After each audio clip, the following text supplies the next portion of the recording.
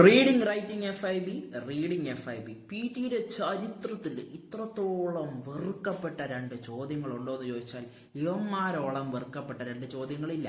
P ടിയിൽ reading 90 വാങ്ങുന്ന ആളായാലും വർഷങ്ങളായിട്ട് പി ടി പഠിക്കുന്ന ആളായാലും മൾട്ടിപ്പിൾ അറ്റംപ്റ്റ്സ് പി ടി കൊടുത്തിട്ട് ഡിസ്ചാർജ് സ്കോർ കിട്ടാത്ത ആളായാലെങ്കിലും അവരുടെ അടുത്ത് എല്ലായിടത്തും ചോദിച്ചാൽ ഏറ്റവും തലവേദന രണ്ട് കേസുകൾ reading F I B, reading writing F I B തന്നെയാണ്. സോ ഇത്രയധികം പ്രശ്നങ്ങൾ ഉണ്ടാക്കുന്ന reading writing F I B ശരിയാക്കാൻ ഒരു ദിവസം കൊണ്ട് പറ്റുമോ? ഒരു വീഡിയോ കൊണ്ട് പറ്റുമോ? ഇല്ല, ഒരിക്കലുമില്ല. ഓവർനൈറ്റ് സക്സസ് വരുന്ന ഒരു ചോദ്യമേ അല്ല reading writing F I B. അത് കുറെ അധികം നാളുകളുടെ കോൺഷ്യസ് എഫേർട്ടിന്റെ ഭാഗമായിട്ട് മാത്രമേ കയറി വരത്തുള്ളൂ. എന്താണ് ആ കോൺഷ്യസ് എഫേർട്ട്? ഏത് ഡയറക്ഷനിലോട്ടാണ് നിങ്ങൾ പോവേണ്ടതെന്ന് കൺഫ്യൂസ്ഡ് ആണെങ്കിൽ ഈ ഒരു വീഡിയോ ആണ് നിങ്ങളെ first step. Reading writing F I ബിയിൽ എക്സൽ ചെയ്യാൻ watch this video till the end. Welcome to PT Simplified Malayalam. ഇനി ഇംഗ്ലീഷ് പഠിക്കാം മലയാളത്തിലും. PT റിലേറ്റഡ് കണ്ടന്റ് എല്ലാ 2 ദിവസം ചെയ്യും. അതൊക്കെ ചെയ്ത് ചെക്കൗട്ട് ചെയ്യുക. കണ്ടന്റ് ഇഷ്ടപ്പെട്ടാൽ കൺസിഡർ സബ്സ്ക്രൈബിംഗ്. വളരെയധികം എഫേർട്ട് ഇട്ട് ചെയ്യുന്ന വീഡിയോ ഉണ്ട്. ലൈക്ക് ഇപ്പോഴേ തന്നാൽ വളരെയധികം ഹെൽപ്ഫുൾ ആയിരിക്കും.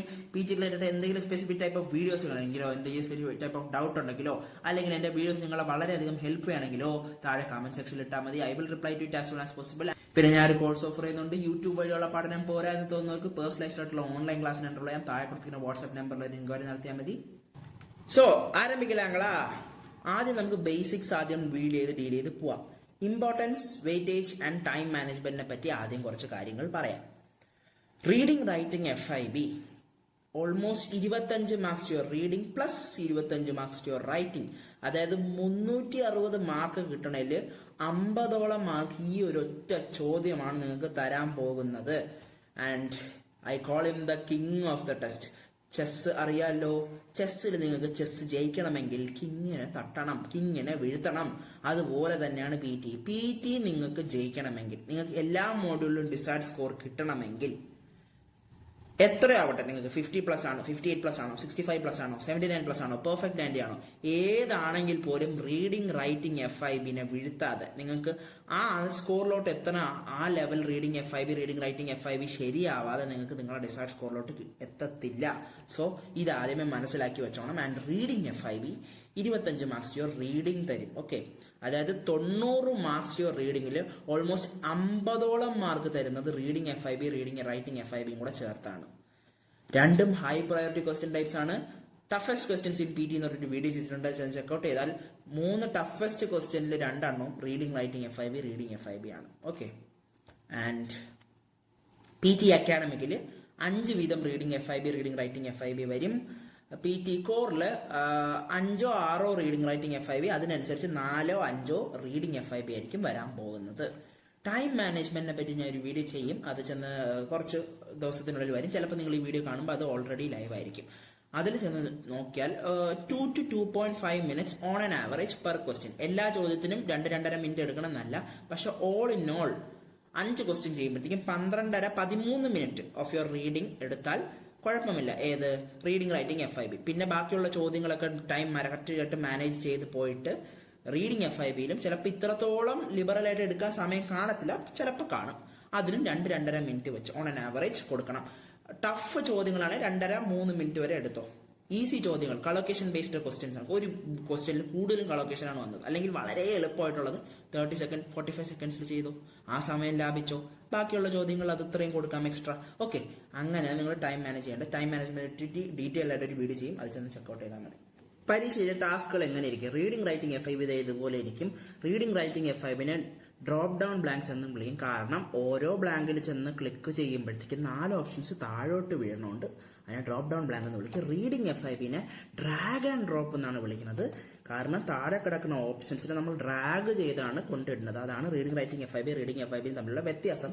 Reading writing F I B പരീക്ഷ റീഡിംഗ് സെക്ഷനിലെ ഫസ്റ്റ് ക്വസ്റ്റ്യൻ ആയിട്ട് വരുമ്പോഴത്തേക്ക് reading F I B second last question ആയിട്ടാണ് വരുന്നത്.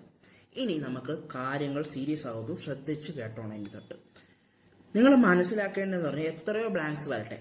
5 reading F I B, 5 reading writing F I B എന്ന് വിചാരിച്ചു. ഒരു റീഡിംഗ് എഫ് ഐ ബിയിൽ 5 ബ്ലാങ്ക് വെച്ചോണ്ടെന്ന് ചോദിച്ചു. 5 × 5 25 മാർക്ക് ഉള്ള 25 ബ്ലാങ്കുകളിൽ ഒരു 60% ബ്ലാങ്കുകളും കോണ്ടെക്സ്റ്റുവൽ ആൻഡ് റീഡിംഗ് സ്കില്ലിന് ഡിപ്പെൻഡന്റ് ആയിട്ട് ചെയ്യേണ്ട ബ്ലാങ്കുകളായിരിക്കും. കാര്യം പറയണത് മനസ്സിലാവുന്നുണ്ടോ, അവർ പറയാൻ ഉദ്ദേശിക്കുന്ന കാര്യങ്ങൾ മനസ്സിലായാൽ മാത്രമേ അത് കൊടുക്കാൻ പറ്റത്തുള്ളൂ. Context wins the race. ബാക്കി ഒരു 20 മുതൽ 30% കൊളോക്കേഷൻസ് ആയിരിക്കും. കൊളോക്കേഷൻസ് അറിയാനുള്ളവൻ പുട്ടുപോലെ അത് ചെയ്തുകൊണ്ട് പോകും, അറിഞ്ഞുകൂടാത്തവൻ മനസ്സിലായോ. പിന്നെ ബാക്കി എത്ര വരുന്നു? 20 to 10% ഗ്രാമർ ബേസ്ഡ് ബ്ലാങ്ക് ആയിരിക്കും. എന്ന് പറഞ്ഞാൽ ഗ്രാമർ എന്ന് പറഞ്ഞാൽ അഡ്വാൻസ്ഡ് ഗ്രാമർ അല്ല, adjective, verb, adverb, past participle, അങ്ങനത്തെ ടെൻസ് വെച്ചിട്ടുള്ള വലിയ വലിയ കോംപ്ലക്സ് കളികളൊന്നുമില്ല. Basic grammar. ഒരു കാര്യം വായിക്കുമ്പോൾ അത് ഗ്രാമാറ്റിക്കലി ശരിയാണോ അല്ലയോ എന്ന് മനസ്സിലാക്കാൻ പറ്റണം. Is, was, then, that, for, അങ്ങനത്തെ കൊച്ചു കൊച്ചു ഗ്രാമർ ബേസ്ഡ് ചോദ്യങ്ങളായിരിക്കും പിന്നീട് വരാൻ പോകുന്നത്. യൂഷ്വലി ഇപ്പോഴത്തെ ട്രെൻഡ് എന്ന് പറഞ്ഞാൽ ഒരു 50-55% കോണ്ടെക്സ്റ്റ് വന്നിട്ട് ബാക്കി ഒരു 40% അല്ലെങ്കിൽ 50% കോണ്ടെക്സ്റ്റ്, ബാക്കി 45% കൊളോക്കേഷൻസ് വരുന്നുണ്ട്. ട്രെൻഡ്സ് ഇൻ PT 2025 എന്ന് പറഞ്ഞൊരു വീഡിയോ ചെയ്തിട്ടുണ്ട്. അതിൽ അത് ചെക്കൗട്ട് ചെയ്താൽ കൂടുതൽ ട്രെൻഡുകൾ നിങ്ങൾക്ക് മനസ്സിലാവും. കൊളോക്കേഷൻസിന്റെ ഇമ്പോർട്ടൻസ് കൂടി വരുന്നുണ്ട്. ആ സമയത്ത് എന്താ ഗ്രാമർ ബേസ്ഡ് ബ്ലാങ്കുകൾ വീണ്ടും കുറയും താഴോട്ട്. മനസ്സിലായോ? സോ നിങ്ങൾ മനസ്സിലാക്കേണ്ടത് you have to get the context of the paragraph. Knowledge of the collocations ഉണ്ടായിരിക്കണം. കാണാൻ പാടാക്കാൻ പറ്റത്തില്ല. കളോക്കേഷൻ എന്ന് പറഞ്ഞാൽ വളരെ ഇലോബറേറ്റ് ആയിട്ടുള്ള ടോപ്പിക്കാണ്. കോടിക്കണക്കിന് കളോക്കേഷൻസ് ഉണ്ട്. അതെല്ലാം മഗപ്പ് ചെയ്യാൻ പറ്റുമോ? ഇല്ല. സോ എങ്ങനെയാണ് കളോക്കേഷൻസ്, എങ്ങനെയൊക്കെയാണ് യൂസ് ചെയ്യുന്നത്, കോമൺലി യൂസ് ചെയ്യുന്ന കളോക്കേഷൻസ് ഏതാണെന്നൊക്കെ അറിഞ്ഞിരിക്കണം. ഇനി ബേസിക് ഗ്രാമർ ആയിരിക്കും പിന്നെ അവർ അസസ് ചെയ്യാൻ പോകുന്നത്. Always the context wins over collocation and grammar. ഇത് ഇരിക്കെ നമുക്കൊരു ചോദ്യം ചെയ്ത് നോക്കാം. അതിൽ എത്ര ബ്ലാങ്കുകൾ കൊളോക്കേഷൻ ആണ്, എത്ര ബ്ലാങ്കുകൾ ഗ്രാമർ ബേസ്ഡ് ആണ്, എത്രയാണ് കോണ്ടെക്സ്റ്റ് നമുക്ക് നോക്കാം. സോ ഈ ഒരു ക്വസ്റ്റ്യൻ നിങ്ങൾക്ക് കാണിച്ചു തരാം. ഇതൊന്ന് ചെയ്തേ, പോസ്റ്റ് ചെയ്തിട്ട് നിങ്ങൾ ചോദ്യം ചെയ്തിട്ട് വരൂ. കാരണം എനിക്കിതിപ്പം ഇതിന് വേണ്ടി സമയം കൂടി ഇട്ടാൽ വീഡിയോയുടെ ലെങ്ത് വളരെയധികം കൂടും. സോ ഞാൻ ഇപ്പം ഇടപെടാൻ പോവുകയാണ്. നിങ്ങൾ പോസ്റ്റ് ചെയ്തിട്ട് ഉത്തരങ്ങൾ കണ്ടുപിടിച്ചിട്ട് റെഡി ആയിരിക്കുക. So hey we go. The global demand for renewable energy is also rapidly as government around the world have been introducing various policies to dash the use of solar and wind energy. Purely context ആണ്. Global demand of renewable energy sources കൂടുന്നുണ്ട്. Government എന്ത് ചെയ്യും? Limit ചെയ്യോ? Limit ചെയ്ത് വെക്കോ? Ignore ചെയ്യോ? വേണ്ടാന്ന് പറയോ? പ്രിവെന്റ് ചെയ്യോ? ഇല്ല എന്നാക്കോ? ഇല്ല, അതൊന്നുമല്ല. പ്രൊമോട്ട്. ഗവൺമെന്റ് പ്രൊമോട്ട് അല്ലേ ചെയ്യത്തുള്ളൂ റിന്യൂവബിൾ എനർജി സോഴ്സസിന്റെ യൂസ്. സോ പ്രൊമോട്ടാണ് ഉത്തരം. അടുത്ത one of the key factors shifting this increased concern over climate change and the need to reduce greenhouse gas collocation, greenhouse gas emissions collocation ആണ്. greenhouse gas reactions decision results ഒന്നുമല്ല. collocation വെച്ചാണ് second blank ചെയ്തത്. അടുത്ത solar energy particular variable viable alternative to fossil fuels because of its sustainability and lower environmental. ഇത് നമുക്ക് maximum കുറയ്ക്കാം. Impact വരാം. Efficiency, എൻവയോൺമെന്റൽ എഫിഷ്യൻസിയോ ലോവർ എൻവയോൺമെന്റൽ എഫിഷ്യൻസിയോ? അല്ലല്ല, എഫിഷ്യൻസി വരത്തില്ല. അതിന്റെ എഫിഷ്യൻസിനെ പറ്റി ഇവിടെ പറയണേ ഇല്ല. കോസ്റ്റ്, കാശിനെ പറ്റിയും പറയുന്നില്ല. ഫുട് പ്രിന്റ് വരാം. അപ്പം ഇമ്പാക്ട് ഓഫ് ഫുട് പ്രിന്റ് ആണ്. ഇനിയാണ് നമ്മളത് വായിച്ചു നോക്കേണ്ടത് കുറച്ചും കൂടെ. Viable alternative to fossil fuels. Fossil ഫ്യൂവൽസിനെക്കാട്ടിലും ബെറ്റർ ആണ് ഈ റിന്യൂവബിൾ എനർജി, വിൻഡ്, സോളാർ പോലത്തെ എനർജി എന്നാണ് അവർ പറയുന്നത്. ബിക്കോസ് ഓഫ് ഇറ്റ്സ് ലോവർ എൻവയോൺമെന്റൽ ഇമ്പാക്ട് ആണോ, ഫുട് പ്രിന്റ് ആണോ? ഫുട് പ്രിന്റിന്റെ അർത്ഥം എന്താ? നമ്മളിപ്പോ ഒരു മണ്ണുള്ള സ്ഥലത്തൂടെ നടന്നു പോയാൽ നമ്മളെ ഫുട് പ്രിന്റ്സ് വരും. അതായത് നമ്മളെ അവശിഷ്ടങ്ങൾ ബാക്കി നമ്മൾ പോയി ആ ഒരു പാത്ത് വഴി പോയി എന്നുള്ളതിന്റെ പ്രൂഫാണ്. അതുപോലെയാണ് ഫുട് പ്രിന്റ്. ഇതുപോലെ വേറൊരു സാധനമുണ്ട്, കാർബൺ ഫുട് പ്രിന്റ്സ് എന്ന് പറയുന്നത്. നിങ്ങൾ ഇപ്പൊ സയൻസ് ബാക്ക്ഗ്രൗണ്ടിലുള്ള ആൾക്കാരാണെങ്കിൽ നിങ്ങൾക്ക് അറിയായിരിക്കും. നമ്മൾ എന്തൊക്കെ ഇവിടെ സാധനങ്ങളൊക്കെ ഉപയോഗിക്കുമ്പോൾ, ഫോസിൽ ഫ്യൂൽസ് ഒക്കെ ഉപയോഗിക്കുമ്പോൾ നമ്മൾ കാർബൺ എമിറ്റ് ചെയ്ത് ഈ ലോകത്ത് നമ്മൾ ഉപയോഗിച്ചിട്ടുള്ള സാധനത്തിന്റെ ആ ഒരു അവശിഷ്ടങ്ങൾ ബാക്കി കാണും. ഫുട് പ്രിന്റ്സ് പോലെ തന്നെ അവശിഷ്ടങ്ങൾ ബാക്കി കാണാം. അതിനാണ് കാർബൺ ഫുട് പ്രിന്റ്സ് എന്ന് പറയുന്നത്. സോ ആ ഒരു രീതിയിലാണ് ഇവരിവിടെ എൻവയോൺമെന്റൽ ഫുട് പ്രിന്റ്സ് ആണ് ഉത്തരം. ഓക്കെ, എൻവയോൺമെന്റൽ ഇമ്പാക്ട് കൊടുത്താലും പിന്നെയും ഓക്കെ, കുഴപ്പമില്ല, ബെറ്റർ ആണ്. പക്ഷെ എഫിഷ്യൻസിയോ കോസ്റ്റോ ആണ് കൊടുത്തെങ്കിൽ you gone terribly wrong. Okay, എൻവയോൺമെന്റൽ ഇമ്പാക്ട് കളോക്കേഷൻ ആണെങ്കിലും ഇവിടെ again context wins. Footprint ആണ് ഉത്തരം. However, the widespread adaptation of renewable energy still faces significant challenges. Okay, one major obstacle is the dash of the necessary infrastructure. Purely context. കാരണം എന്താണ് one major obstacle എന്ന് പറഞ്ഞാൽ എന്തൊരു negative സാധനമാണ്. അത് നമുക്ക് നെഗറ്റീവ് സാധനമാകുമ്പോഴത്തേക്കും ഇതിലുള്ള പോസിറ്റീവുകളൊക്കെ മാറത്തില്ലേ. അബണ്ടൻസ് എന്ന് പറഞ്ഞാൽ കുറെ അധികം ഉണ്ടെന്നാണ്. അത് ആദ്യമേ പോയി. Availability of the necessary infrastructure available ആണെങ്കിൽ ഈ ഷോർട്ടേജ് വരത്തില്ലല്ലോ, ഈ ഒബ്സ്റ്റക്കിൾ വരത്തില്ലല്ലോ. സോ അവൈലബിലിറ്റി അല്ല. Demand of the necessary, demand, എന്ത് ഡിമാൻഡ്? ഇൻഫ്രാസ്ട്രക്ചർ നമ്മൾ ഡിമാൻഡ് ചെയ്യണതിനെ പറ്റിയാണോ ഇവിടെ പറഞ്ഞത്? അല്ല. Shortage of the necessary infrastructure ഇല്ല. അതുകൊണ്ടാണ് നമുക്കത് നമ്മളെ ഫുള്ളായിട്ട് പൊട്ടൻഷ്യലി യൂസ് ചെയ്യാൻ പറ്റാത്തത്. Required to store and distribute energy efficiently. Furthermore the financial ഇത് കളോക്കേഷൻ ആണ്. ഫിനാൻഷ്യൽ റിഡക്ഷൻ, ഫൈനാൻഷ്യലി കാശ് കുറയ്ക്കാനാണോ പറഞ്ഞത്? ഫൈനാൻഷ്യൽ ഇൻക്രീസ്, കാശ് കൂട്ടാൻ പറഞ്ഞോ? ഇല്ല. ഫൈനാൻഷ്യൽ കമ്മിറ്റ്മെന്റ് കമ്മിറ്റ് ചെയ്യാൻ നിങ്ങളടുത്ത് പറഞ്ഞോ?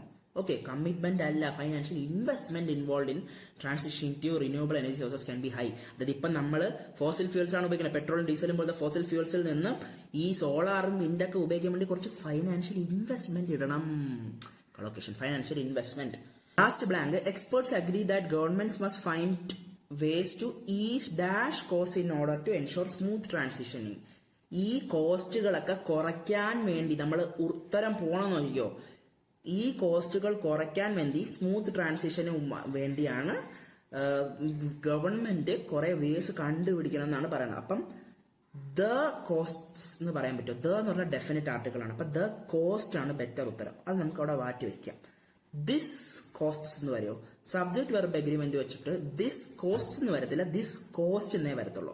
സോ ദിസും അല്ല, ദീസ് കോസ്റ്റ്സ് വരാം, ദാറ്റ് കോസ്റ്റ്. ഇനി നമ്മളത് വായിച്ചു നോക്കുക. Experts agri that governments must find ways to is that cost എന്ന് പറയും. നമ്മളിപ്പോൾ ഉള്ള സാധനത്തിനെ പറ്റി സംസാരിച്ചുകൊണ്ടിരിക്കുകയാണ്, നമ്മളൊരു കാര്യത്തിനെ പറ്റി സംസാരിച്ചുകൊണ്ടിരിക്കുകയാണ്. അപ്പൊ നമ്മൾ ഫസ്റ്റ് പേഴ്സണിൽ സംസാരിക്കണം. ദാറ്റ് എന്ന് പറഞ്ഞാൽ തേർഡ് പേഴ്സൺ ആണ്.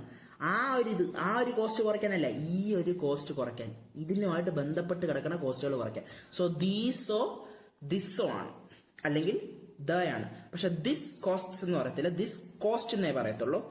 ദ കോസ്റ്റ് എന്ന് പറയുന്നതായിരിക്കും കുറച്ചും കൂടെ ബെറ്റർ എന്ന് ഉള്ളതുകൊണ്ട് തന്നെ ദീസ് കോസ്റ്റ്, ഈ കോസ്റ്റുകളെല്ലാം, ദീസ് ആണ് ഇവിടുത്തെ ബെറ്റർ ഉത്തരം. സോ ദീസ് ആയിരിക്കും ഇതിന്റെ ഉത്തരം.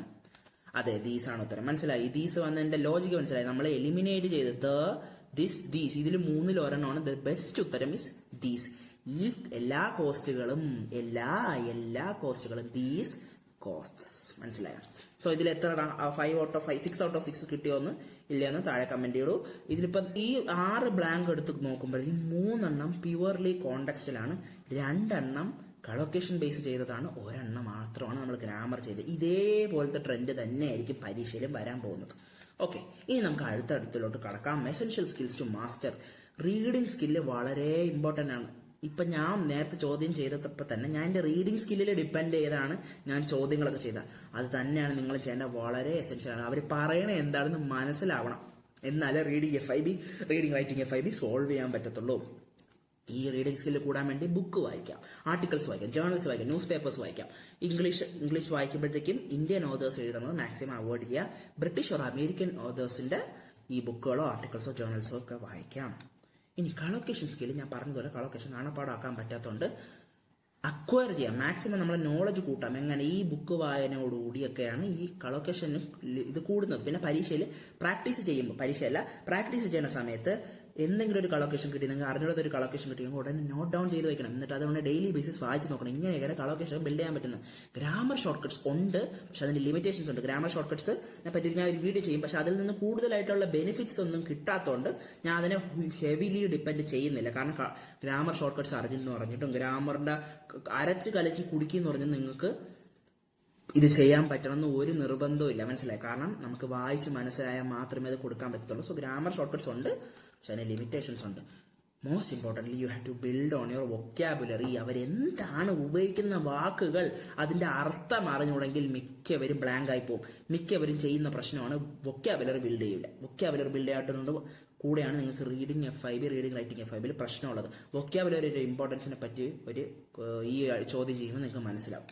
ഓക്കെ, അപ്പൊ ഈ ഒരു ചോദ്യം ചെയ്തേ, എന്നിട്ട് ഞാൻ ഇനി ഇടപെടാം. ഓക്കെ, ഞാൻ ഇടപെടാൻ പോവാണ്. Here you go. Technology is often seen as the modern world technology dash of progress. Obstacle of progress വരുമോ? പ്രോഗ്രസിന് ഒരു ഒബ്സ്റ്റക്കിൾ ആയിട്ടാണോ ടെക്നോളജി ഇരിക്കുന്നത്? അല്ല, തടസ്സമല്ല. കാറ്റലിസ്റ്റിന്റെ അർത്ഥം എന്താ? നമുക്ക് അതിലോട്ട് വരാം. ഹിൻഡ്രൻസ് എന്ന് പറഞ്ഞാൽ വീണ്ടും തടസ്സം. അപ്പൊ തടസ്സമല്ല, ഒബ്സ്റ്റക്കിൾ അല്ല, ഹിൻഡ്രൻസ് അല്ല, ബൈ പ്രോഡക്റ്റ്. അപ്പൊ ബൈ പ്രോഡക്റ്റിന്റെയും കാറ്റലിസ്റ്റിന്റെ അർത്ഥം അറിഞ്ഞുകൂടാത്തവർ അത് മിക്കവാറും കൊടുക്കൂല, വേറെ വല്ലതും കൊടുത്തു വെക്കും. ബൈ പ്രോഡക്റ്റ് എന്ന് പറഞ്ഞാൽ ഒന്നിന് ഒരു സംഭവം കാരണം ഉണ്ടാവുന്ന ഒരു പ്രോഡക്റ്റ്. ആ പേരിൽ തന്നെ ഉണ്ട് ബൈ പ്രോഡക്റ്റ്. മനസ്സിലായ? ഒരു സാധനം കാരണം ഉണ്ടാവുന്ന ഒരു റിസൾട്ടിനെയാണ് ബൈ പ്രോഡക്റ്റ് എന്ന് പറയുന്നത്. Okay, by product of progress. Of technology progress കാരണം ഉണ്ടായതാണോ, അതോ often seen as the catalyst of progress?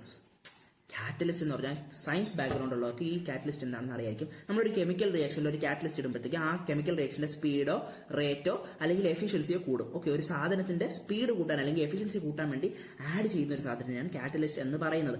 അതേ രീതിയിൽ ഇവിടെ ഉപയോഗിക്കാം കാറ്റലിസ്റ്റ് ഓഫ് പ്രോഗ്രസ്. പ്രോഗ്രസിന്റെ സ്പീഡ് കൂടാൻ വേണ്ടി ടെക്നോളജി സഹായിക്കുന്നു. ഉത്തരം കാറ്റലിസ്റ്റ് ആണ്. ബൈ പ്രോഡക്റ്റ് നല്ല ഉത്തരമാണ്. പക്ഷെ പ്രോഗ്രസ് കാരണമാണ് ടെക്നോളജി വന്നതെന്നല്ല. ടെക്നോളജി പ്രോഗ്രസിനൊരു കാറ്റലിസ്റ്റ് ആയിട്ട് മാറുന്നു, അതിനൊരു ബൂസ്റ്റ് കൊടുക്കാൻ വേണ്ടി നിൽക്കുന്നു. ഈ കാറ്റലിസ്റ്റ് എന്തുകൊണ്ട് കൊടുത്തു? താഴോട്ട് വായിച്ചാൽ മാത്രമേ നമുക്ക് കൊടുക്കാൻ പറ്റുള്ളൂ. ബാക്കി വായിച്ച് നോക്കിയപ്പോൾ എനിക്ക് തോന്നി ബൈ പ്രോഡക്റ്റിനെക്കാട്ടിലും കാറ്റലിസ്റ്റ് ആണ് ഇവിടെ കറക്റ്റായിട്ട് വരുന്നത്. അതുകൊണ്ടാണ് ഞാൻ കാറ്റലിസ്റ്റ് ചൂസ് ചെയ്തത്. സോ ഉത്തരം കാറ്റലിസ്റ്റ് ആണ്. However, despite its many advantages, technology has also introduced some dash such as privacy concerns and digital divide. Okay. Technology എന്തൊക്കെ പ്രൈവസി കൺസേൺസ്, ഡിജിറ്റൽ ഡിവൈഡ് പോലത്തെ നെഗറ്റീവ് സാധനങ്ങളാണ് കൊണ്ടുവന്നിരിക്കുന്നത്. സോ അത് ബെനിഫിറ്റ് ആണോ? അല്ല. ഡ്രോബാക്സ് ആവാം, മോട്ടിവേഷൻസോ സൊല്യൂഷൻസോ അല്ല. ഉത്തരം ഡ്രോബാക്സ് തന്നെയാണ്. ഓക്കെ, ക്ലിയർലി ഫെയർലി സിമ്പിൾ ഇത് മിക്കവരും ചെയ്തിട്ടുണ്ടാവും. ഡ്രോബാക്സ് കറക്റ്റായിട്ട് കൊടുത്തിട്ടുണ്ടാവും. The rise of social media, for example, has led to dash in how we perceive ourselves and others. Social media കൂടുന്നു, ഇൻസ്റ്റാഗ്രാം ഒക്കെ കൂടുന്നുണ്ട്. നമുക്ക് നമ്മളുമായിട്ട് നമ്മൾ സ്വയം എങ്ങനെയാണ് പെർസീവ് ചെയ്യുന്നത്, ബാക്കിയുള്ളവരെ പെർസീവ് ചെയ്യാനുമായിട്ട് ബന്ധപ്പെട്ട് ക്ലാരിറ്റി ആണോ വന്ന? ഇല്ല, ക്ലാരിറ്റി അല്ല, ക്ലാരിറ്റി കുറയുകയാണ് ചെയ്തത്. ഇതിനെക്കാട്ടിലും ക്ലിയർ ആയിരുന്നു ഈ സോഷ്യൽ മീഡിയ ഇല്ലാത്ത സമയത്തൊക്കെ നമ്മൾ. ഓക്കെ, സോ ക്ലാരിറ്റി അല്ല, കൺഫ്യൂഷൻ വരാം. അഡ്മിറേഷൻ എന്ന് പറഞ്ഞാൽ വാവ്, ഷാറുഖ് ഖാനെ കാണുമ്പോൾ അഡ്മിറേഷൻ, വാവ്, ധോണിനെ കാണുമ്പോൾ അഡ്മിറേഷൻ, വാവ്, ഇതാണ് അഡ്മിറേഷൻ. ഇൻസ്പിറേഷൻ എന്ന് പറഞ്ഞാൽ മോട്ടിവേഷൻ പോലത്തെ സാധനമാണ്. അപ്പൊ ഇൻസ്പിറേഷൻ അല്ല, അഡ്മിറേഷൻ അല്ല, ക്ലാരിറ്റി അല്ല, കൺഫ്യൂഷൻ ആണ് നമുക്ക് ഉണ്ടാകുന്നത്. നമ്മൾ എങ്ങനെയാണ് ഹൗ വി പെർസീവ് ourselves, അതിലൊരു കൺഫ്യൂഷൻ വരുന്നു. ഉത്തരം കൺഫ്യൂഷൻ ആണ്. While many view these developments as dash, others argue that negative effects of technology cannot be overlooked. So പലവരും പറയണ ഈ ഡെവലപ്മെന്റ്സ് ഇററിലവന്റ് ആണെന്നാണോ? ആവശ്യമേ അല്ല. അല്ല, അതല്ല ഉത്തരം. ഇററിലവന്റ് അല്ല, അവോയ്ഡബിൾ. ഡെവലപ്മെന്റ്സിനെ അവോയ്ഡ് ചെയ്യാൻ പറ്റുമോ? ഇല്ല. അപ്പൊ അതും അല്ല ഉത്തരം. ഓപ്ഷണൽ. ഡെവലപ്മെന്റ്സ് ഓപ്ഷണൽ ആണോ? അല്ലല്ല, ഓപ്ഷണൽ അല്ല. ഇന്നെവിറ്റബിൾ. ഇന്നെവിറ്റബിളിന്റെ അർത്ഥം അറിഞ്ഞുകൂടാത്തവർ ഇന്നെവിറ്റബിൾ എടുക്കൂല, വേറെ വല്ലതും കൊടുക്കും. ഇററിലവന്റ്, അവോയ്ഡബിൾ, ഓപ്ഷനബിൾ എന്ന് വല്ലതും എടുത്ത് കൊടുക്കും. ഇന്നെവിറ്റബിൾ എന്ന് പറഞ്ഞാൽ തടയാൻ പറ്റാത്തതെന്നാണ്. ഓക്കെ, വിധി എന്നൊക്കെ പറയത്തില്ല, അതുപോലെ തന്നെ ഹിസ് ഫേറ്റ് ഈസ് ഇന്നെവിറ്റബിൾ. മനസ്സിലായോ? അത് അങ്ങനെ സംഭവിക്കും. സോ ഈ ഡെവലപ്മെന്റ്സ് ഒരിക്കലും നമുക്ക് ബ്ലോക്ക് ചെയ്യാൻ പറ്റും. ഞാൻ ഇന്ന ഒരു സുപ്രഭാതത്തിൽ പറയാൻ ഇനി ഇവിടെ ഡെവലപ്മെന്റ് ഒന്നും വേണ്ടെന്ന് പറഞ്ഞാൽ ഇവിടെ ഡെവലപ്മെന്റ് നടക്കൂല. ഡെവലപ്മെന്റ് നടക്കും. സോ അതാണ് ഇന്നെവിറ്റബിൾ ആണ് ഇവിടെ ഉത്തരം. Okay, it is crucial to find a balance and use technology in a way that promotes dash while minimising its harmful effect.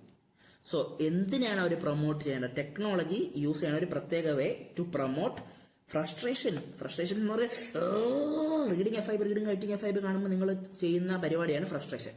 Conflict അടി. ഐസൊലേഷൻ എന്ന് പറഞ്ഞാൽ ഒറ്റപ്പെടുത്തി വെക്കുക. ഇതൊന്നുമല്ല പ്രോഗ്രസ് ആണ് നമ്മൾ പ്രൊമോട്ട് ചെയ്യേണ്ടത്. കണ്ട, ഇതില് 2-3 ക്വസ്റ്റ്യൻസ് എങ്കിലും പ്യുവർലി വൊക്കാബുലറിയിൽ ഡിപ്പെൻഡ്. ആ വാക്ക് അറിയാമെങ്കിൽ നിങ്ങൾ കറക്റ്റായിട്ട് കൊടുക്കും. So that's how important vocabulary is. ഇനി അടുത്ത കാര്യത്തിലൂടെ നമുക്ക് കടക്കാം. ക്ലൂകൾ എല്ലായിടത്തും ഉണ്ട്. Look out for them. ക്ലൂവിന് ഡിപ്പെൻഡന്റ് ആയിരിക്കും. നിങ്ങൾ എല്ലാ ക്വസ്റ്റ്യനിലും ക്ലൂകളുണ്ട്. ക്ലൂകൾ ഇങ്ങനെ മാടി വിളിക്കും, ചേട്ടാ ചേച്ചി ഇങ്ങോട്ട് നോക്ക്, ഇങ്ങോട്ട് നോക്ക്, ഇങ്ങോട്ട് നോക്കും. പക്ഷെ നിങ്ങൾ നോക്കത്തില്ല. Beware of traps, don't fall for them. ട്രാപ്പുകൾ, ക്ലൂവിന്റെ കൂടെ ട്രാപ്പുകളും കാണും. സോ ക്ലൂകളും നിങ്ങളെ മാടി വിളിക്കും, ട്രാപ്പുകളും നിങ്ങളെ മാടി വിളിക്കും. മിക്കവാറും നിങ്ങൾ ചെന്ന് ട്രാപ്പിലായിരിക്കും വീണത്, ചെന്ന് വീഴരുത്. ഇത് രണ്ടും അവോയ്ഡ് ചെയ്യാൻ, ഈ ട്രാപ്പ് അവോയ്ഡ് ചെയ്ത് ക്ലൂ കറക്റ്റായിട്ട് കിട്ടാൻ വേണ്ടി you have to get the context. So ഇതൊന്ന് വാലിഡേറ്റ് ചെയ്യാൻ ഈ ഒരു ചോദ്യം നിങ്ങൾ ചെയ്തിട്ട് വാ, ഞാൻ ഇനി അതിനുശേഷം ഇടപെടാം. ഓക്കെ, നിങ്ങൾ ചെയ്തു എന്ന് വിചാരിക്കുന്നു. ഇതിൽ കുറച്ച് ക്ലൂസും ട്രാപ്സും ഉണ്ട്. ഓക്കെ, ഇനി snowpack, sea ice, glaciers are melting around the world. Okay, ലോകത്തെല്ലായിടത്തും ഈ ഗ്ലേഷ്യേഴ്സും ഐസൊക്കെ മെൽറ്റ് ചെയ്യാണ്. One of the most dash effects of climate change is the dash disappearance of glaciers. ഇതില് നമുക്ക് ഫസ്റ്റ് മിക്കവരും കൊടുത്തിട്ടുള്ള rapid effects of climate change, അല്ലെ ചിലവർ കൊടുത്തു വിസിബിൾ എഫക്ട്സ് ആയിരുന്നു, ചില ഡിക്ലൈൻ എഫക്ട് എന്ന് കൊടുക്കത്തില്ല, ഡെവലപ്മെന്റ് എഫക്ട് കൊടുക്കത്തില്ല, recent effects of climate change എന്ന് ആൾക്കാർ കൊടുത്തിട്ടുണ്ടാവും. Defend, replenish. പക്ഷെ ഇതൊരു ട്രാപ്പാണ്. ഈ ട്രാപ്പിൽ വീഴാതിരിക്കാൻ വേണ്ടി ഞാൻ എന്ത് ചെയ്തെന്ന് പറയുമ്പോൾ ഇത് ചെയ്യാതെ അടുത്തയിലോട്ട് പോയി.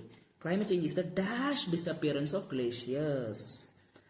ഗ്ലേഷ്യേഴ്സ് പെട്ടെന്ന് പോവുകയാണ്, അതാണ് ഉത്തരം. സോ അവിടെ റാപ്പിഡ് വന്നു, പെട്ടെന്നാണ് ഡിസപ്പിയർ ചെയ്യണം. ഗ്ലേഷ്യർ എന്താണെന്ന് അറിയണമെങ്കിൽ ഗൂഗിളിൽ സെർച്ച് ചെയ്ത് നോക്കി ഗ്ലേഷ്യർ എന്താണെന്ന് അറിയണമെങ്കിൽ. സോ റാപ്പിഡ് അവിടെ കൊടുത്തപ്പോൾ തന്നെ റാപ്പിഡ് അവിടെ നിന്ന് പോയി. അപ്പം വിസിബിളോ റീസെന്റോ ആണ്.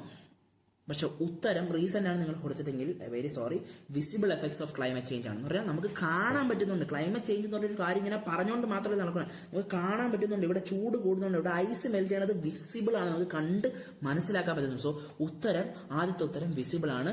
രണ്ടാമത്തെ ഉത്തരം എന്ന് പറഞ്ഞാൽ റാപ്പിഡ് ആണ്. Okay, rapid. അടുത്ത documented the study collocation. Study dash of the park's iconic glaciers with photographs.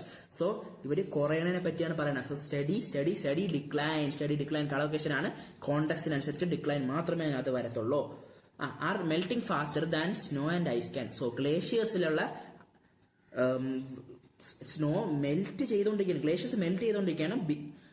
അതിന്റെ റേറ്റ് എന്ന് പറഞ്ഞാൽ സ്നോക്കോ ഐസിനോ അതിനെ ഫില്ല് ചെയ്യണതിന് മുമ്പ് തന്നെ ഇത് പെട്ടെന്ന് എല്ലാം കൂടെ അലിഞ്ഞങ്ങ് പോവുകയാണ്. Before the ice can fill പോലത്തെ ഒരു വാക്കുണ്ടോ ഇവിടെ?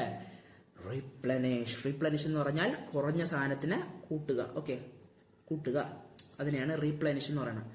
ഓക്കെ, സോ ഇവിടെ ഉത്തരം റീപ്ലനിഷ് ആണ്.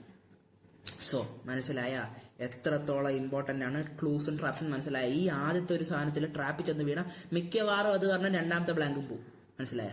സോ അതാണ് ക്ലൂസ് ആൻഡ് ട്രാപ്സിന്റെ കാര്യം. ഇനി അടുത്ത മനസ്സിലാക്കേണ്ടതാണ് കളോക്കേഷൻ ബ്ലാങ്ക്സ് വളരെ എളുപ്പമാണ്, ഈസിയസ്റ്റ് ആണ്. പക്ഷെ ആ കളോക്കേഷൻ ബ്ലാങ്കിൽ തന്നെ ആയിരിക്കും ഏറ്റവും കൂടുതൽ ട്രാപ്പുകളുള്ള. You have to save time in these blanks. Collocation അറിയാനുള്ളവൻ പുട്ട് പോലെ ചെയ്തു പോകും. ബാക്കിയുള്ളവ ഇങ്ങനെ ഇരിക്കും, പരീക്ഷയും പൊട്ടി ഇരിക്കും.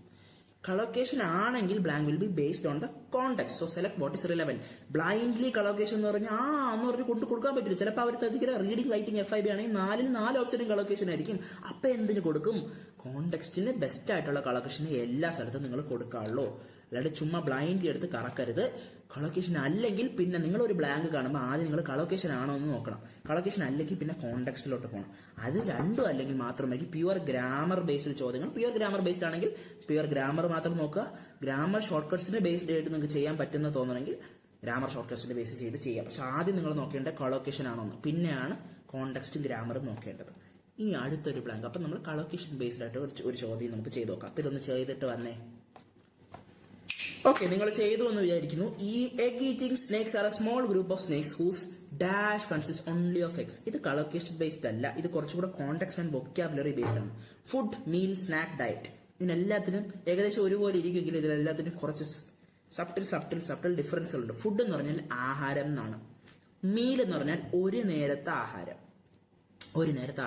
സ്നാക്ക് എന്ന് പറഞ്ഞാൽ നമുക്ക് ഇങ്ങനെ യാക്ക് വരുമ്പോൾ അല്ലെങ്കിൽ കൊതി കാരണം നമ്മൾ എടുത്ത് തിന്നണം. നമുക്ക് വിശപ്പുള്ളതുകൊണ്ടല്ല, കൊതി കാരണം തിന്നണം തന്നെയാണ് സ്നാക്ക് എന്ന് പറയുന്നത്. നമ്മൾ വൈകുന്നേരങ്ങളിലും ബ്രേക്ക്ഫാസ്റ്റിലും ലഞ്ചിന്റെ ഇടയിലൊക്കെ നമ്മൾ സ്നാക്ക് തിന്നത് അത് ആവശ്യമുള്ളതുകൊണ്ടാണ്. അല്ലല്ല, നമ്മളൊരു കൊതി കാരണം തിന്നണം. So snack.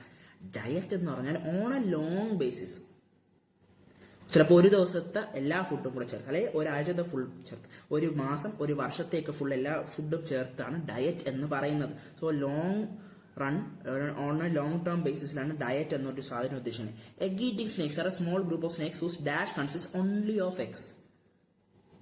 മിക്കവരും ഒരു ഫുഡോ മീലോ കൊടുത്തിട്ടുണ്ടാവും. ഉത്തരം ഡയറ്റ് ആണ്. Okay, on a long basis അല്ലാതെ എപ്പോഴും തിന്നുകൊണ്ടിരിക്കുന്ന ഡയറ്റ് എഗ്ഗിനെയാണ്. അതുകൊണ്ട് ഉത്തരം ഡയറ്റ് ആണ്. Okay, some eat only eggs which they have to swallow.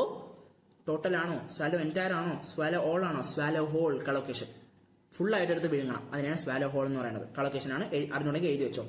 Instead some other snakes eat bigger eggs but it requires special thinking. Egg തിന്നതിന് മുന്നേ സ്പെഷ്യൽ ആയിട്ട് തിങ്ക് ചെയ്യണോ? വേണ്ട. Special treatment, special food, special supplement. ഉത്തരം special treatment ആണ്. Special treatment collocation ആണ്. ചില സ്നേക്കുകൾ വലിയ എഗ്ഗിനെ തിന്നും, പക്ഷെ അത് തിന്നാൻ ഒരു പ്രത്യേക തരത്തിൽ തിന്നണം, അല്ലെങ്കിൽ ദഹിക്കാൻ പറ്റത്തില്ല. സോ സ്പെഷ്യൽ ട്രീറ്റ്മെന്റ് ആണ് ഇവിടെ ഉത്തരം. These snakes have spines that stick about, stick on, stick by, stick out കളോക്കേഷൻ ആണ്. സ്റ്റിക്ക് ഔട്ട് ചെയ്യുക, ഇങ്ങനെ അതാണ് സ്റ്റിക്ക് ഔട്ട് ചെയ്യണം എന്ന് പറയുന്നത്. ഓക്കെ, സ്റ്റിക്ക് ഔട്ട് കളോക്കേഷൻ ആണ്. സ്റ്റിക്ക് ഔട്ട് ആണ് ഉത്തരം. The spines crack down, crap up, crack out, crack open. Crack open ആണ് കളോക്കേഷൻ. ഉത്തരം ക്രാക്ക് ഓപ്പൺ ആണ് കേട്ടോ. ക്രാക്ക് ഓപ്പൺ എന്ന് പറഞ്ഞാൽ മനസ്സിലായി. എഗ്ഗിനെ നമ്മൾ പൊട്ടിക്കുമ്പോൾ we are cracking open the egg. മനസ്സിലായ? അപ്പൊ ഇതിൽ കണ്ട ഫുള്ള് കളോക്കേഷൻ ബേസ്ഡ് അല്ലേ നമ്മൾ ചെയ്തത്. ഇപ്പൊ 1, 2, 3, 4, 5 4 കളോക്കേഷൻ ബേസ്ഡ് ആണ് ചെയ്തത്. So that's how important collocations are. Okay, ശരി, ഇതിൽ എത്ര മാർക്ക് വാങ്ങിച്ചു? Do comment below. ഇനി നമുക്ക് ലാസ്റ്റ് ആയിട്ട് എനിക്ക് ഒരു കാര്യം കൂടെ പറഞ്ഞു തീർക്കാനുണ്ട്. എന്താണത്?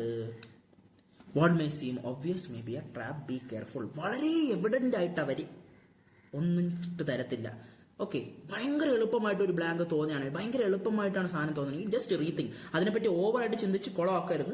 അങ്ങനെ ചിന്തിച്ച് കുളമാക്കി പരീക്ഷ നിന്നും കുളമാക്കിയ ആൾക്കാരെ എനിക്കറിയാം. ഓവറായിട്ട് ചിന്തിക്കണ്ട, ബട്ട് ജസ്റ്റ് റീതിങ്ക്. എപ്പോഴും ഓവർ കോൺഫിഡന്റ് ആവരുത് എന്ന് പറഞ്ഞ് കൂടുതൽ കളിച്ച് സമയവും കളയരുത്. Okay, you have to find a correct balance. So സൂക്ഷിച്ച് കൊടുക്കണം. ഈ ഒരു ചോദ്യം ചെയ്ത് നിങ്ങൾക്ക് മനസ്സിലാവും. Contrary to common belief, most sites in ancient Egypt have been discovered. നിങ്ങളിത് പോസ്റ്റ് ചെയ്തിട്ട് വാ. ഓക്കെ, ഞാൻ ഇടപെടെയാണ്. In fact less than 1% have been dash. Okay, ഈജിപ്തില് കോൺട്രറി ടു കോമൺ ബിലീഫ് നമ്മൾ എല്ലാവരും വിചാരിച്ചു വെച്ചിരിക്കണെന്ന് പറഞ്ഞാൽ ഈജിപ്തിലെ എല്ലാ സ്ഥലങ്ങളും നമ്മൾ കണ്ടുപിടിച്ചു എന്നാണ്. പക്ഷെ അങ്ങനെയല്ല. In fact less than 1% have been, ഇവിടെ ട്രാപ്പിൽ ചെന്ന് വീഴും. ഹാവ് ബീൻ ഡിസ്കവേർഡ് എന്ന് കൊടുക്കും. ഓക്കെ, ഡിസ്കവേർഡ് പോലത്തെ ഒരു വാക്ക് എവിടെ എന്താ മാപ്ഡ് എന്ന് കൊടുക്കും. മാപ്ഡ് എന്ന് നിങ്ങൾ കൊടുത്തിട്ടുണ്ടാവും മിക്കവരും, ഇതിൽ കണ്ടിട്ടുള്ള മിക്കവരും മാപ്ഡ് എന്ന് കൊടുത്തിട്ടുണ്ടാവും. ഉത്തരം മാപ്ഡ് അല്ല. ഇത് വിട്, ബാക്കി പോ. Egyptian sites that have not dash been unearth. ഇതിൽ ഒരു ഉത്തരം മാത്രമേ ഇതിന്റെ കൂടെ വരത്തുള്ളൂ, not yet been unearth. Okay, എന്താണ് സാറ്റലൈറ്റ് ടെക്നോളജി ഉപയോഗിച്ചിട്ട് സയന്റിസ്റ്റിന് ഈജിപ്ഷ്യൻ സൈറ്റ്സിലുള്ള മിക്ക ഈ അൺഎർത്ത് ചെയ്യാത്ത, കുഴിച്ച് തോണ്ടി എടുക്കാത്ത, അതിനെയാണ് അൺഎർത്ത്, എർത്തിൽ നിന്ന് പുറത്തോട്ട് എടുക്കുക, അതിനെയാണ് അൺഎർത്ത് ചെയ്യുക എന്ന് പറയുന്നത്. അൺഎർത്ത് ചെയ്യാത്ത സ്ഥലങ്ങളൊക്കെ അവർക്ക് സാറ്റലൈറ്റ് വഴി കണ്ടുപിടിക്കാൻ പറ്റുന്നുണ്ട്. Not yet been unearth. Okay, yet മിക്കവരും കൊടുത്തിട്ടുണ്ടാവും. Taken years to find, can be located and even dash in a couple of weeks. ഇവിടെയാണ് മാപ്ഡ് വരുന്നത്. ഇതുവരെ കണ്ടുപിടിക്കാത്ത സ്ഥലത്തിന് നമുക്ക് കുഴിക്കാൻ പറ്റുമോ? ഇല്ല. ആ കണ്ടുപിടിക്കാത്ത സ്ഥലങ്ങൾ ആദ്യം നമ്മൾ മാപ്പ് ചെയ്യണം. മാപ്പ് ചെയ്യുന്നത് ഇങ്ങനത്തെ സ്ഥലമുണ്ട്, ഇവിടെ ഇത്രയാണ് സ്ഥലം, ഇത്രയൊക്കെ ലെങ്ത് ഉണ്ട്, ഇത്രയൊക്കെ ബ്രെഡ്ത്ത് ഉണ്ടെന്ന് നമ്മൾ മാപ്പ് ചെയ്യണം. എന്നാലല്ലേ അതിനെ കുഴിക്കാൻ പറ്റത്തുള്ളൂ. സോ ഇവിടെയാണ് മാപ്ഡ് വരുന്നത്. ചിലവർ ഇവിടെ ആദ്യം കൊണ്ട് മാപ്ഡ് കൊടുത്തിട്ട് അവസാനം എക്സ്കവേറ്റഡ് കൊടുക്കും. നേരെ തിരിച്ചാണ് മക്കളെ, ഇവിടെ മാപ്പ് വരും. ഓക്കെ, ഈ സാറ്റലൈറ്റ് ഉപയോഗിച്ച് നമുക്ക് കുഴിക്കാൻ പറ്റുമോ? സാറ്റലൈറ്റ് ഉപയോഗിച്ച് മാപ്പല്ലേ ചെയ്യാൻ പറ്റുള്ളൂ. Mapped in A mere couple of weeks, കുറച്ച് ആഴ്ചയ്ക്കുള്ളിൽ തന്നെ അതിനെ ഫുള്ള് മാപ്പ് ചെയ്തെടുക്കാൻ പറ്റും. അപ്പൊ ഇവിടെ എന്ത് വരും? In fact less than 1% have been excavated. Excavated എന്ന് പറഞ്ഞാൽ എക്സ്കവേഷൻ, കുഴിക്കുക, കുഴിച്ചെടുത്തിട്ടുള്ള സ്ഥലം. നമ്മൾ വിചാരിക്കുന്നത് ഈജിപ്റ്റ് മുഴുവൻ കുഴിച്ചെന്നാണ്. പക്ഷെ അങ്ങനെയല്ല. ഈജിപ്തിൽ 1% കുറവ് സ്ഥലങ്ങൾ മാത്രമേ കുഴിച്ചെടുത്തിട്ടുള്ളൂ. സോ ഉത്തരം എങ്ങനെയാ? Excavated yet mapped. ഇതിലെത്ര തന്നെ ശരിയാക്കി. മിക്കവരും ഇത് തിരിച്ചു കൊടുത്തിട്ടുണ്ടാവും. നിങ്ങളെ സ്കോർ ഒന്ന് താഴെ കമന്റ് ചെയ്യുക. സോ ഇതാണ് വീഡിയോ. ഇതാണ് basics of reading writing FIB. ഇത് ആദ്യം സെറ്റ് ആക്കണം. ഞാൻ ഈ പറഞ്ഞ പോയിന്റ്സ് എല്ലാം സെറ്റാക്കി പയ്യെ ബിൽഡ് ചെയ്യും. ഇതുമായിട്ട് അടുത്ത നമ്മൾ റീഡിംഗ് FIB വളരെ വലിയ ടോപ്പിക്കാണ്. ഇനിയും വീഡിയോസ് വരും. ഇനി അടുത്ത വീഡിയോ ഉടനെ തന്നെ നിങ്ങൾക്ക് പ്രതീക്ഷിക്കാം. ഓക്കെ, സോ വളരെയധികം എഫേർട്ട് ചെയ്ത വീഡിയോ ഉണ്ട്. ലൈക്ക് വളരെയധികം ഹെൽപ്ഫുൾ ആയിരിക്കും. PT റിലേറ്റഡ് എന്തെങ്കിലും സ്പെസിഫിക് ടൈപ്പ് ഓഫ് വീഡിയോസ് വേണമെങ്കിലോ എന്തെങ്കിലും സ്പെസിഫിക് ടൈപ്പ് ഓഫ് ഡൗട്ട് ഉണ്ടെങ്കിലോ എന്റെ വീഡിയോ നിങ്ങളെ ഹെൽപ്പ് ചെയ്യുന്നെങ്കിലോ താഴെ കമന്റ് സെക്ഷനിൽ ഇട്ടാൽ മതി. I will reply to it as soon as possible. ഞാനൊരു കോഴ്സ് ഓഫർ ചെയ്യുന്നുണ്ട്. യൂട്യൂബ് വഴിയുള്ള പഠനം പോരാന്ന് തോന്നുന്നവർക്ക് പേഴ്സണലൈസ്ഡ് ആയിട്ടുള്ള ഓൺലൈൻ ക്ലാസ്സിന് എൻറോൾ ചെയ്യാൻ താഴെ കൊടുത്തിരിക്കുന്ന വാട്സ്ആപ്പ് നമ്പറിൽ എൻക്വയറി നടത്തിയാൽ മതി. സോ PT റിലേറ്റഡ് കണ്ടന്റുമായിട്ട് എല്ലാ 2 ദിവസവും വരും. അതൊക്കെ ചെന്ന് ചെക്കൗട്ട് ചെയ്യുക. കണ്ടന്റ് ഇഷ്ടപ്പെട്ടാൽ സബ്സ്ക്രൈബിംഗ്. സോ പുതിയ PT റിലേറ്റഡ് കണ്ടന്റുമായിട്ട് കാണുന്നത് വരെ ടാറ്റ, take care, stay safe, keep learning and keep this in mind. We are in this together.